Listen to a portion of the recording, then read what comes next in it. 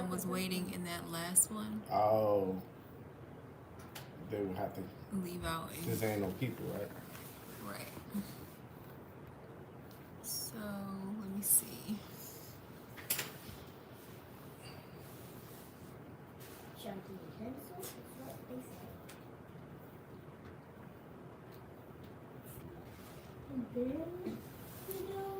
Okay.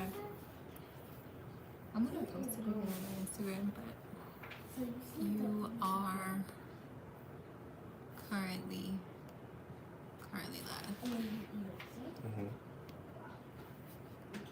Okay. Okay. You got three viewers. Can you see that? Can you see it? Yeah, I can see it. Okay. I can read it. Okay. Yeah. So it is live. All right, so we got 3 people on. Mhm. Should I wait for a few more? No, I think you should probably just go ahead and get started. It's gonna save anyway. Okay. It's Kiki. Kiki said, "Hey, happy birthday." Yeah. So go ahead. You need your phone. Huh? You need your phone. I mean, not initially. Just kind of keep things in. All right. I'm gonna just share this. Okay. All right. Hey, what's going on, y'all?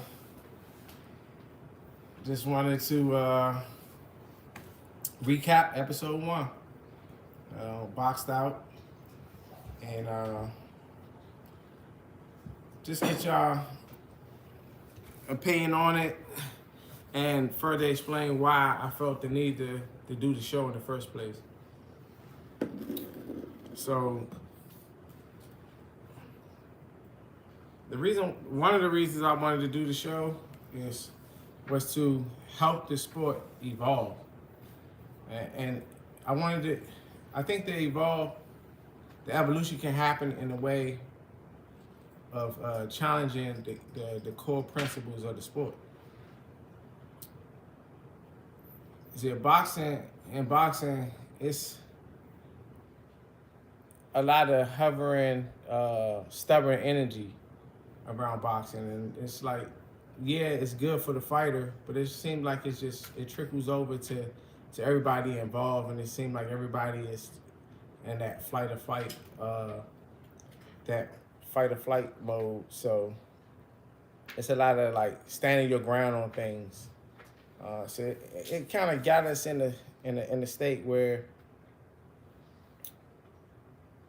we just slow and evolving and progressing as a sport in whole. And I do feel like the sport is evolving over the years, and honestly, I feel like today's current fighters are better than the ones in the past. That's just my opinion. But I feel like we can accelerate the progression on the evolution of boxing if we just drop some of those stubborn ways that we often like to stand on as the boxing community in general. So I took some time out to kind of, I would say, just challenge some of those old fixed ways. And after doing so, a lot of answers started to quickly come.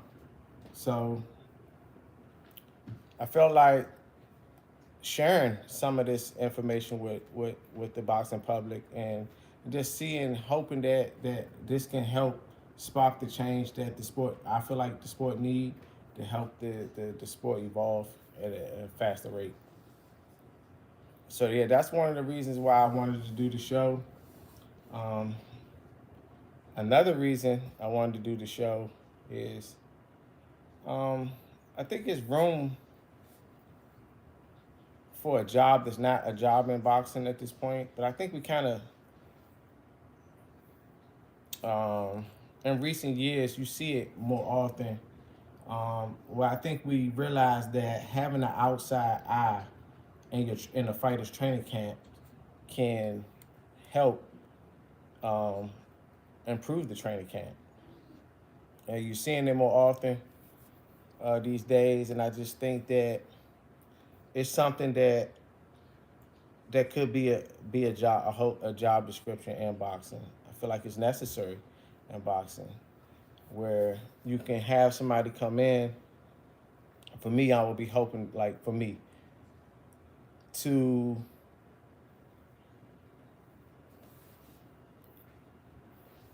consult with a fighter, right? But in a way where obviously I've been a fighter for over 20 years. Then I did some coaching for like 3 years. And I've been studying nutrition and the science behind exercise for about, I'd say 7 years each. And with doing that, so say we're in training camp, I feel like a lot of times the relationship between a conditioning coach, like a trainer, and a fighter, even though the conditioning coach is very knowledgeable about the science behind exercise, they find a hard time relating it to the actual fighter. Same thing with like a nutritionist. They might have some, of course, they have excellent information on nutrition, but it's hard to get the point across to a fighter that's been stuck in their ways for a long time. But I feel like with me having an understanding and having the boxing background, I can relay that message probably a little better. So I just think that um, it'll be a good thing for me because I get a chance to be around the sport and talk about the sport that I love, and I feel like I can be of help for a lot of fighters. Another reason is, and this is just strictly selfish, it's just for me, and it just gave me a chance to actually be a nerd, talking about the sport that I love. So, yeah, that's kind of some of the reasons why I wanted to do the show, and ultimately, I just want to have fun. Again, talking about the sport that I love. There's a question. It says, to have an outside perspective outside of the status quo. Oh, I don't know if that was a question or not. Okay. Maybe. There's a question mark. Well, yeah. Thanks for all the happy birthday love. It's all right. It's just a coincidence that it landed on this day that I wanted to do this live and it being on my birthday. Do you miss about boxing? Honestly, I miss the day-to-day grind. Just seeing the work pay off on a day-to-day. Each, like, you might come in training camp and you in a, say, just for argument, a number, say 60% of your conditioning, and then as you get better, as you train more, you get better, and you just see the progression happen. Dedicating to the craft, yeah, that's what I miss the most.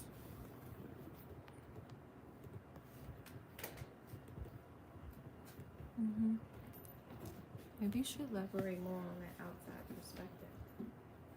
I think Yeah. pause it. You said what? Hey, pause it. It ain't paused. You can't pause it. I'm more happy. See any other questions? What's one of the key things fighters are missing? One of the key things that fighters are missing. Just one. One of the key things I feel like a fighter's missing is knowing how to fight. And that might sound crazy because it's boxing, but I do feel like we a lot of times in boxing, you get taught the rules of boxing, but nobody really teach you how to fight. You kind of learn that on your own. And I feel like that's missing a lot with the current fighters. Maybe you should think, is it anything else? Like that's missing? No, that's it. That's it, one thing. No, I'm saying for you, like, would you say there's anything more? As far as Anything more that you're missing? Like important pieces.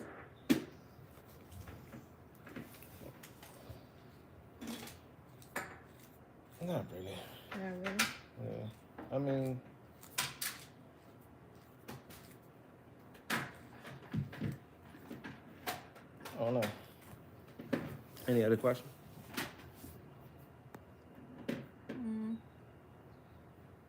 Yeah, it's a couple. What's your thoughts on the DMV boxing? Oh shoot, where'd it go? It's a few. What's your thoughts on the DMV boxing, right? There's a lot of future world champions that's rising right now. And there's also, do you think there's anything you would change about your preparation for a fight and belts and nutrition? So you got a couple. Okay. What I would do different as far as my training regimens, I would take it a little easier. Because the wear and tear of a training camp is it can be taxing on the body. The harder you train, yeah, a lot of times we look at it as the harder you train, the better conditioning you're going to be in. And that's somewhat true. But it also wears the body down in the longer run. So sometimes it can shorten your career. And I think a lot of fighters flirt on the line of overtraining. And it's a thin line. So it's just best not to play around that close to the line. Most fighters are in excellent shape, but I feel like we just fight very inefficiently. I do feel like the traditional way of teaching boxing is a very efficient way of fighting when it comes to energy consumption.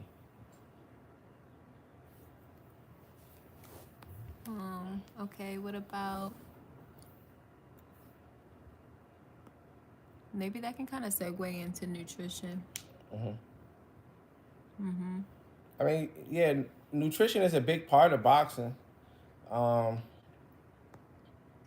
because it's just, we look at it, okay, just from the bases, right? You start from a fight plan, right? But that fight plan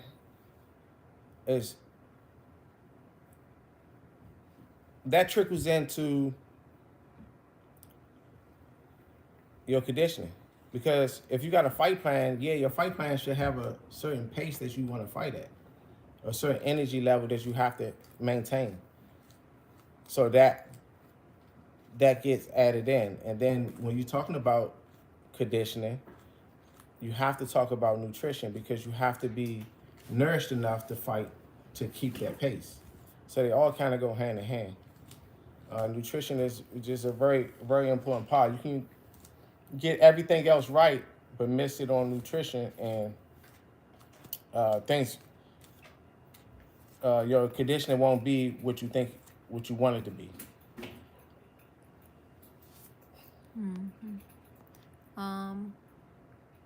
What advice do you have for fighters on finances and how to manage it properly?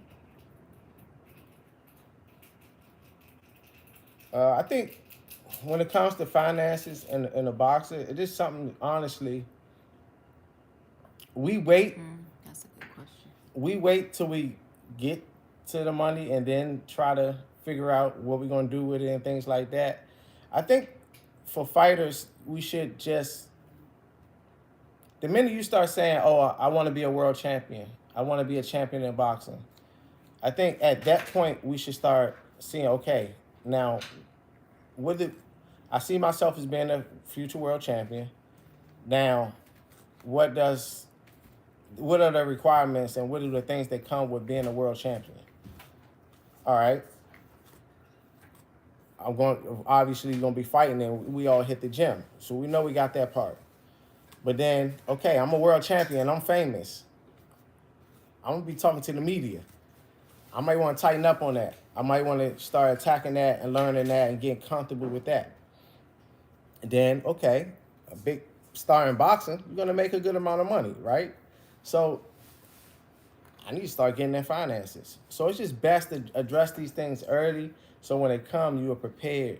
I think too many times we wait for us to get, we say, I want to be a world champion. We hit the gym. Boom. And then it happens. We end up being a world champion. Then you see all the stuff that come with it, and then we're trying to address it on the fly. And it's hard to do that, balancing your career and then learning new things. It's a tough thing to do. There was a good question. When did you feel stronger, on the first day of camp or fight night? I'm laughing at this question because I jokingly said, joke about it sometimes. And the joke is this. Sometimes I be like, dang, I feel like I'd have been better off fighting. I'd have been better off fighting a dude without training than training for these months and going into the ring and fight. And that was the times where I feel like I just overtrained. I left, it's a saying in boxing, you left the fight in the gym, and I feel like I did that a few times. So, yeah, it's all about balancing your training regimen. And sometimes now at this point, like to go off like a training scale where it kind of keep you from overtraining and balancing your training camp. So say just for argument's sake, we just use a basic number, say 50, right? We come in 50% conditioning when we come into training camp. And then, okay, we work out. And when you work out, you're actually taking something from the body, right? So say we go into a -2, right? So we at 48%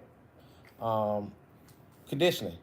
And then overnight with rest and nourishment, you can say gain a +3. You can net 3. And then, so now we have 51, right? So you can see how we, just with that type of approach and mindset, you can progress slowly and get as close to 100% conditioning as possible. But too many times I'll say myself included, like to say, okay, if I train and put myself 2 in a hole and I gain a 3, then what happens if I double it, right? So say if I put myself 4 in the hole, am I going to get 52 the next day after rest and nourishment? And and that's where we go wrong. It's because, yeah, that sounds logical, but at the same time, training harder, twice as hard, requires twice the rest. And most boxers don't, we train every day, almost like 6 days a week, sometimes 7. So we don't have that extra rest to get that extra boost. So end up, say you get half of the rest and you went 4 in a hole, you only get the 3 back because you only rest for, the whatever hours overnight.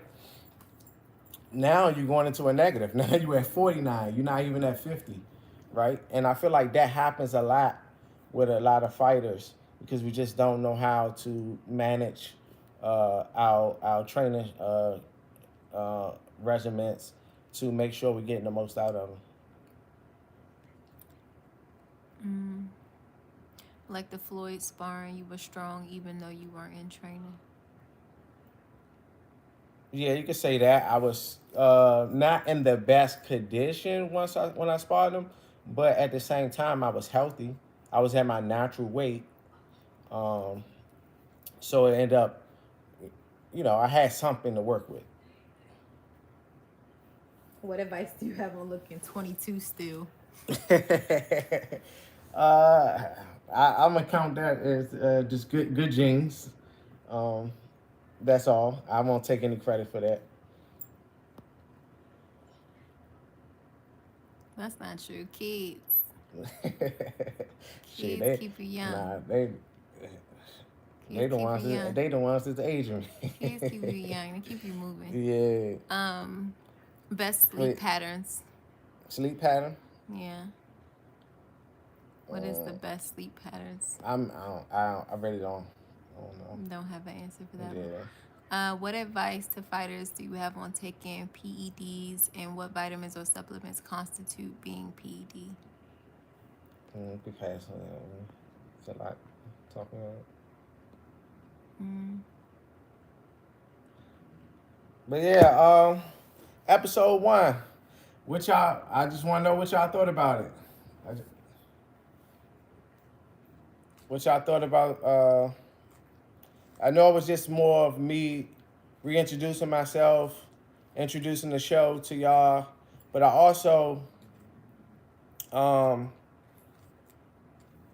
mentioned or talked about a few things about Pacquiao. And the reason why I wanted to talk about Pacquiao, it's not that I think that he the best fighter ever or even the best fighter in a generation, because I'm almost sure we all know that Floyd was the best fighter in his generation. But at the same time, he is a great fighter, an all-time great fighter, and all-time great fighters normally leave their mark on the sport. And you can go from Ray Robinson to Ali, all the way up to the most recent person that got put into an all-time great position, which is Terrence Crawford. They all made their mark on the sport. But really, when you look back at it, what have Pacquiao done? What mark did he make on the sport? I would say almost none. I mean, other than just some good nights of good action, good fights, memorable fights with legendary fighters. But other than that, did he leave a mark on the sport where he can help the sport evolve in any way? And I say no, he really didn't. And the reason why is because he fought so unconventional, I'll say, so outside the box, that most people don't understand what he was doing. And if we can't understand it, we can't teach it. And I feel like after studying him and not looking at it, okay, just taking the word for the way we all, most of us looked at him, it's like, okay, he just gifted. He had physical gifts. After not, okay, I'm going to challenge that. Or say, some people was even saying he was cheating. I just wanted to, okay, push that on aside. Is he doing anything that I can take from his fight game? And after looking at it like that, I started to see that it's a lot of things that he's doing from a technical standpoint. I'm not saying that he's not gifted, that he don't have good genetics. But what I'm saying is what he was doing with that. It's a lot that we could take from it from a technical standpoint on how powerful he was. His punches, it looked like it just wasn't much on him, but he knocking people out with it seemed like a touch shot. It's a reason behind that. And it's a technical reason behind it. His stamina, it get looked at as him just having God-given lung capacity. That's not all the case. It's the way he was fighting that allowed him to generate that much energy. So I felt it was important to kind of speak on that. And I'll continue to talk about it and go more into detail on what I see and what I feel about fighters like Pacquiao. Because again, he's an all-time great fighter, but I just think that we didn't take much from his fight game. When's the next episode? How often? So Boxed Out episode 1 was put out on January 4th. We're looking to put out the second episode sometime in February. I would like to keep it on a Sunday, so maybe on I think it would be the 15th or the 22nd, somewhere around there. We'll put that out. I'll definitely be giving y'all an update on that in the next few days. But it's gonna be a good episode. It's an episode that's talking more about conditioning of a fighter and just fighters flirting on the line of training, overtraining. Um, like I talked about earlier, I feel like I had my battles with the overtraining. And it's a common thing that happens in boxing because we think that completing a strong 12 rounds is mostly from the workload we do in training camp. And I don't believe that to be true anymore. I do really feel like it's an art, it's a learned skill. And once a fighter learns to do that, you don't have to flirt on that line of overtraining as much as we do now. What's up, Lamont?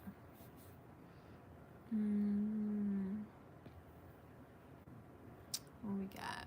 Can you explain why a sport-specific boxing conditioning program is the best for fighters? And there's a who is your top three? Top three who? Top three boxers. All time? Mm-hmm.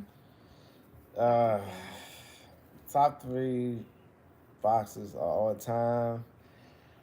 I don't think I had one. I don't think I had three anymore. You have one. I don't think I had one anymore. Come on. Because it just, I don't know. This might seem like a bailout or a cliche thing to say, but I'm learning to appreciate every fighter and everything that a fighter do, because it's not about my personal opinion. It's not about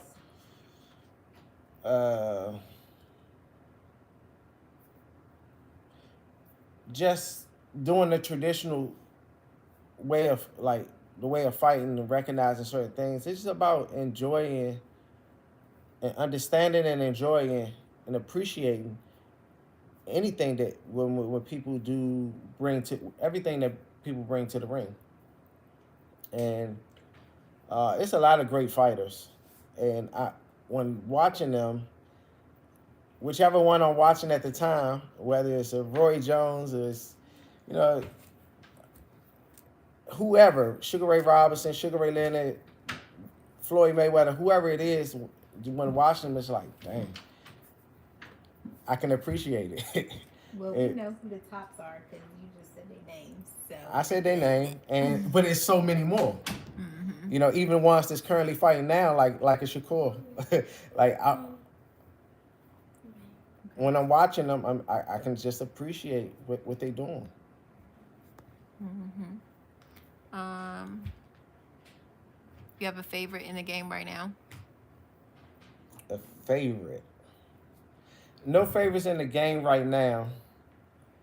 I'm just watching and learning to appreciate and just studying the game. So I'm just trying not to be biased about who I like or who I don't like. Just learning to appreciate everyone. Circle back around to that other question. Mm-hmm. Sport-specific boxing conditioning program is the best. Do you agree? Yeah, I do agree that exercise programs that's designated to actual boxing is best, because not only are you conditioning yourself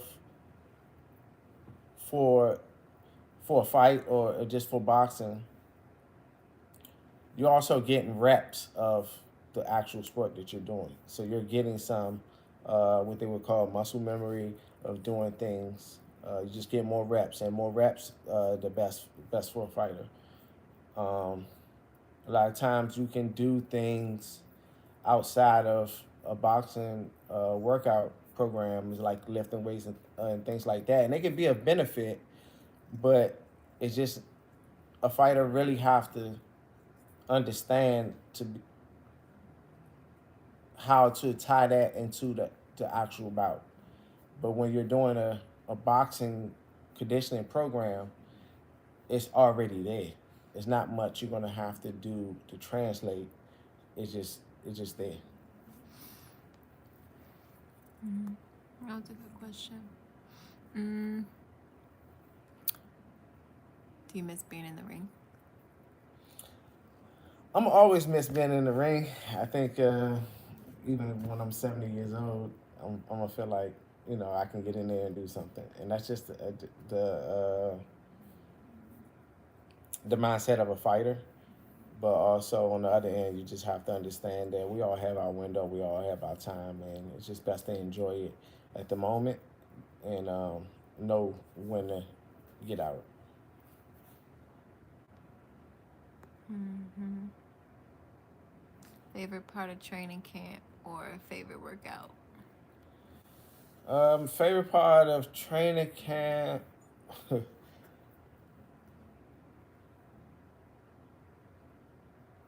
I would say my favorite part of the training camp is probably the middle, where it's like your body has started to adapt and change and make those physical adaptations to improve your conditioning, but you haven't hit that wall of uh, a long grueling training camp. Well, when you starting to cut your weight and things like that. So normally that'd be the best part of it. You can enjoy it more.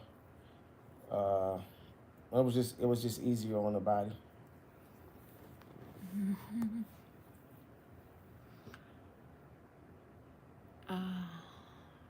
That's a good question, but let's go back to that one.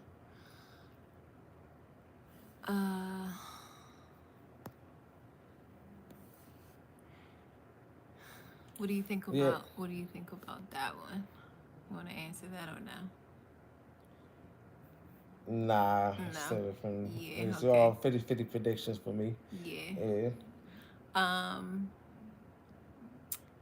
Do you think living on 30th Street held you and Aunt back from reaching your maximum heights?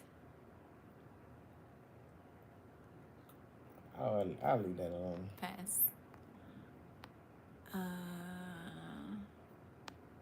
Oh shoot, what'd I do? Okay. You ran a lot, long distances. Do you still enjoy road work? Yeah, I still enjoy road work. Actually, after retiring, I started getting into running half marathons, which is 13.1 miles. Uh, some wasn't 2025, but the whole 2024.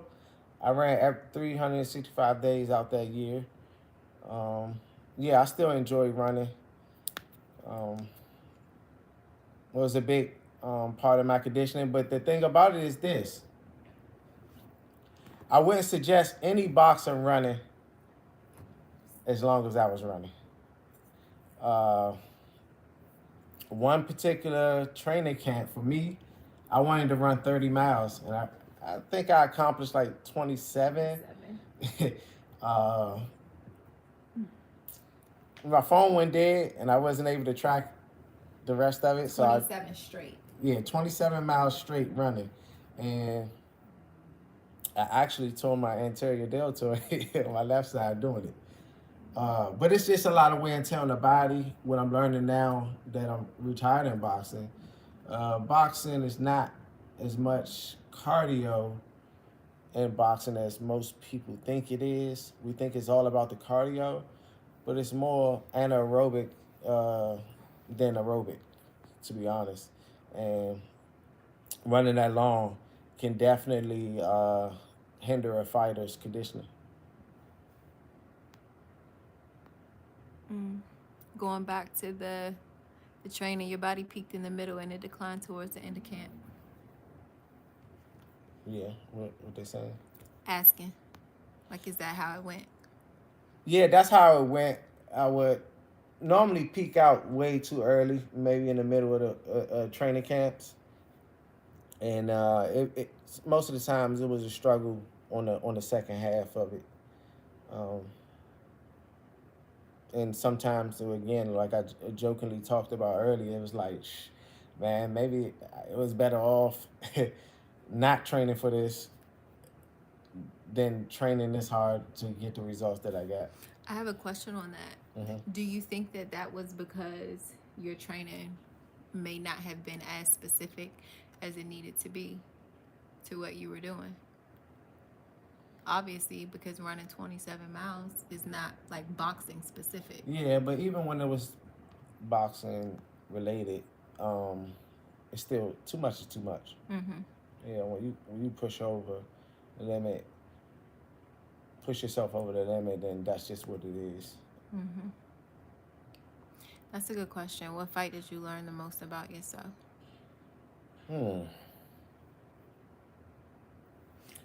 It's hard to say which fight I learned the most about myself because it's a few.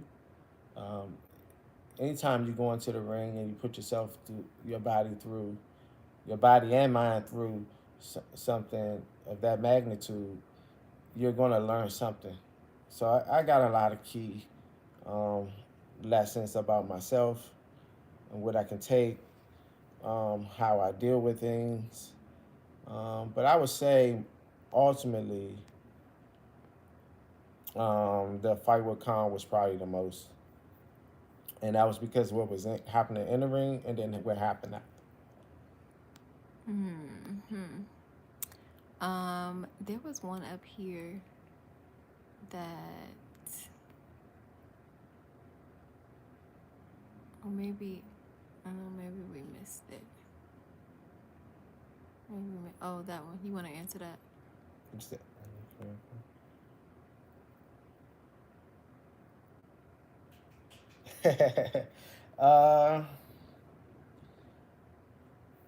Any fighter, I will welcome any fighter into a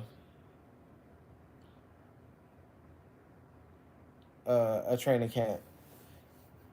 Yeah, I just feel like I can be of help with a lot of people. For a lot of people, honestly, it would be only a few people that's currently fighting right now that I would be like, I feel like they doing everything right, and it would be pointless for me to even come in and do anything. You want to say who those people are? No, I'm good. No? Okay. Hey, Ramon. He said he remember he ran 10 miles 2 weeks before his fight, and he told him not to do that again. But you were running 30 miles like it was nothing.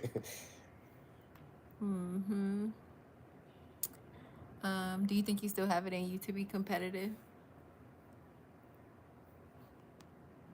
Yeah,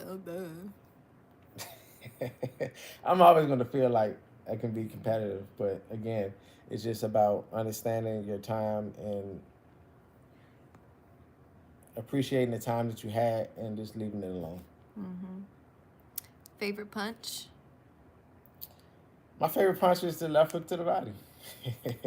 I think most people that watch me fight would know that would be the punch. Go to Ghana for vacation. Yeah, that sounds like a move. The food is great. What about this? You have an answer for that? Let me see. I couldn't see it. Where'd it go? Let's come on the venue. Yeah, which venue or arena did you enjoy fighting in the most?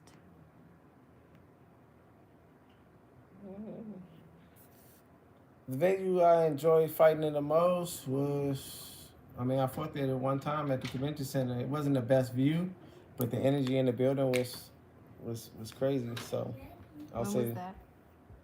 When was it? That was in 2011. Okay. When I ask any Yeah, but yeah, I think the show, and there'll be several episodes, but I just want to touch on different aspects of boxing. My bad. Yeah, we good. Different aspects on boxing, like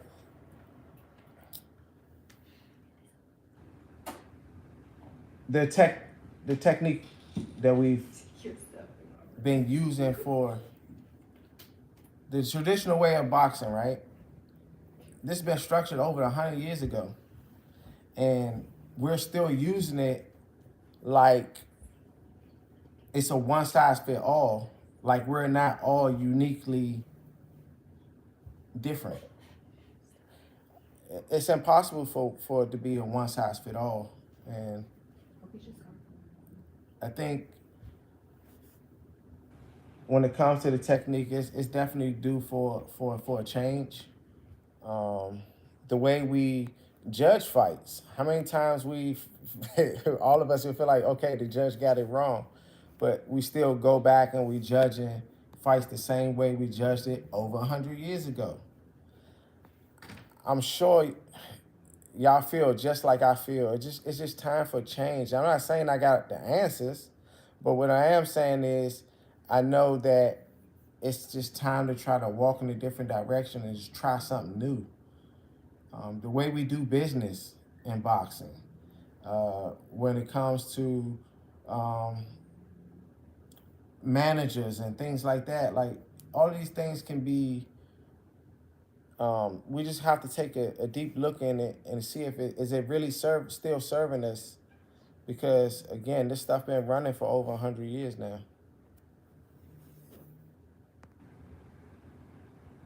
I don't know You had what a happened question? to the comments. It was saying, Do you feel like the sport hasn't evolved enough? Yeah, I feel like the sport haven't evolved enough. It has evolved. I do honestly feel that, but I do feel like the stubborn ways of just the energy around boxing is holding us up. Those fixed ways with those fixed sayings that got fixed like decades ago. Um, like sayings like punches are born.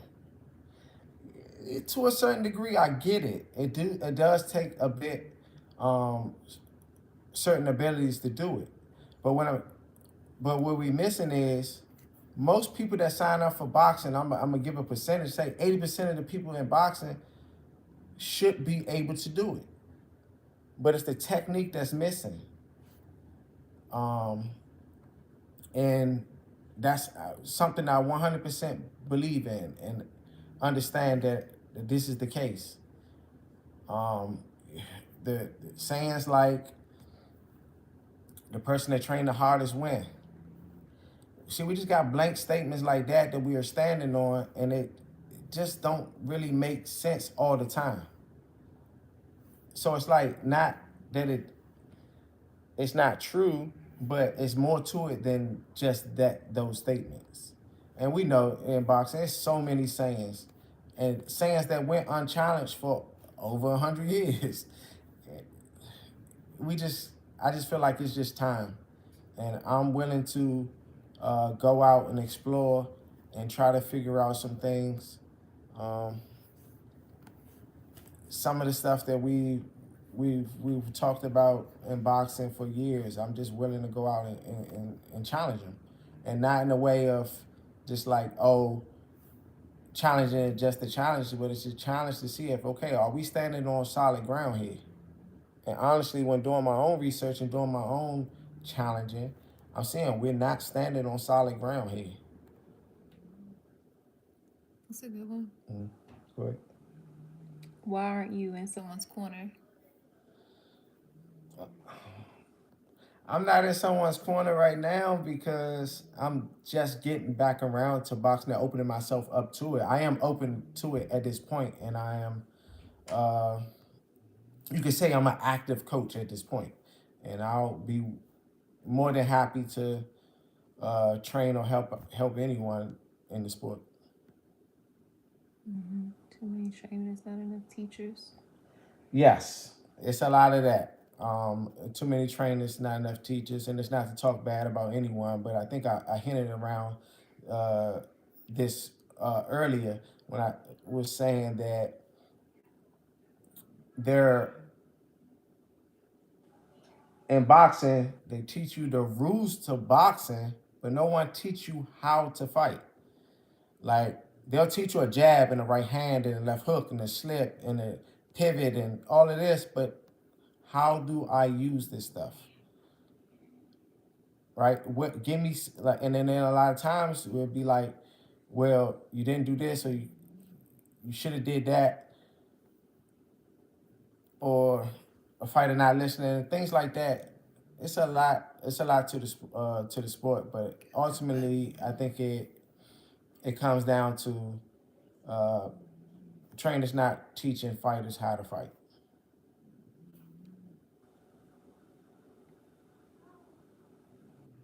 Battery's going to probably should wrap it up. You ain't ready that charger? I did, but it's gotta go under here and it won't let you do the wide orientation. If can't. boxing is 90% mental, more focus should be on mental, not physical. Say it again. Ant made a good point in episode 1 about boxing being 90% mental, so the focus should be more on the mental. Yeah, I think that's true. If that is a saying in boxing. Boxing is 90% mental, 10% physical, but you'll see most people spending 90% or 100% on the physical and not much on the mental. And I think it's only because, yeah, we might know that, but we don't understand the mental. We don't really know how our brain actually works from a conscious and subconscious state. So it's cliche to say, but are we really doing it? Do we know how to do it? All these things, it just really don't make much sense when you hear a saying and then you see the actions. They're not matching.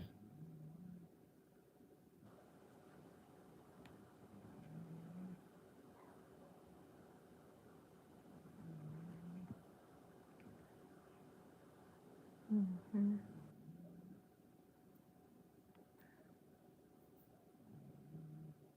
You got an answer for that?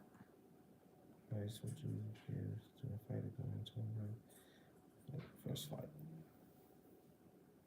Any advice I would give to a fighter that's doing 12 rounds for the first time is obviously a lot of times the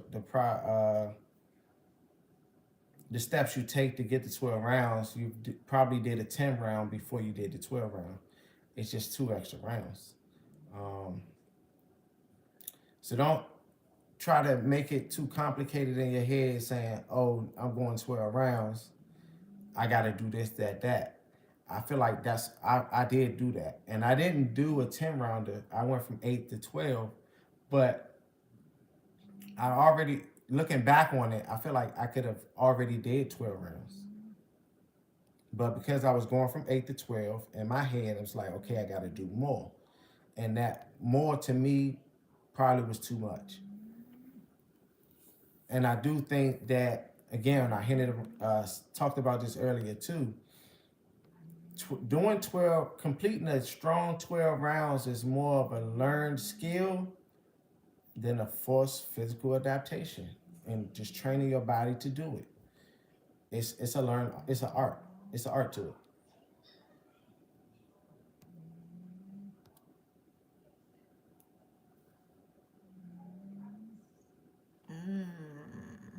What they say? Do you think there should be? Do you think there should be someone besides the judges to dictate the winner of the fight? I took such as an instant replay in football overturn. I think judges rob great fighters. Yeah, I mean that's a good idea. Such as yourself in certain situations. Mm-hmm. I mean, and it happens a lot in all stages of boxing. But to be honest,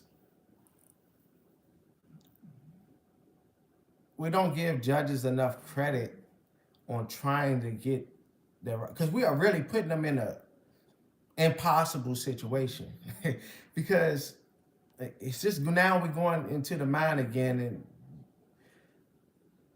understanding that the conscious mind can only do one thing at a time, and you're asking them to consciously judge a fight when 100 things might be going on all at once. It's only going to be what they can pick up on or what they choose to pick up on. So that's when you start getting things like feedback from fights like, oh, yeah, he was doing this. I thought he won because he was doing this. But you're just looking at one thing. There's so many things that's going on at one time in the ring. It's impossible for one person to consciously do it. So it's a tough situation for a judge in itself. And then looking into the judging, how many people know the 4 criteria to score in a boxing match? Can we get some quick comments real quick? If anybody can lay it out for me quickly. Ask the question again. What are the 4 scoring criteria to a boxing match, to score in a boxing match?